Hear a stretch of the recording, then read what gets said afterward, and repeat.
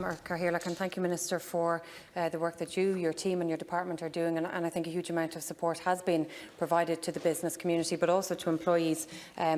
to this date. I think what people want to know next is how can their business get going again, how can they start, and obviously we know that it's not going to be flicking on a switch, that it will be gradual, but also that people won't be operating, say, at full capacity when they do start. So we need to take a number of issues into consideration. I know some of these areas don't come under your remit, but obviously in terms of looking at the viability of a business, we need to be looking at rates, we need to be looking at charges and flexibility, we need to be looking at continued support and flexibility from our banks, we need to look at the issue of VAT in particular for our hospitality and our tourism sector, issues of commercial rents, but also continue to try and transform and address the issue of insurance. I've had a number of proposals, many of which have been raised already by a number of deputies, but in trying to provide that support as well to business directly from your own department, that it could be in the form of some kind of a restart grant, a working capital loan, re-employment incentives, again perhaps linking that with our employment scheme currently working, but also supports for seasonal workers. So my question is, can you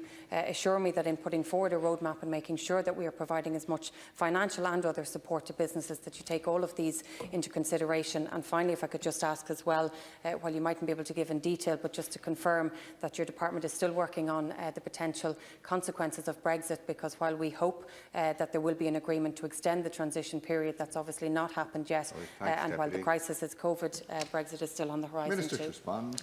Thank you, and thank you, Deputy.